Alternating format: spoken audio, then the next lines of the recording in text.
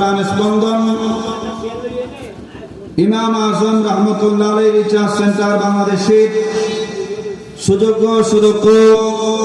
প্রতিষ্ঠাতা মুজাহিদ মিল্লাত হযরতুল আল্লামা জনাবে মাওলানা মুফতি মোহাম্মদ শহীদুল্লাহ বাহাদুর মাদ্দাজিল্লাহুল আলী সাহেব কিবলা এতক্ষণ যাবৎ যিনি পবিত্র কোরআন সুন্নাহর আলোকে তাকরীর পর তানবীর পেশ করেছেন, সারা বাংলাদেশের জন্য যিনি ভাইস চেয়ারম্যানদের জন্য মডেল,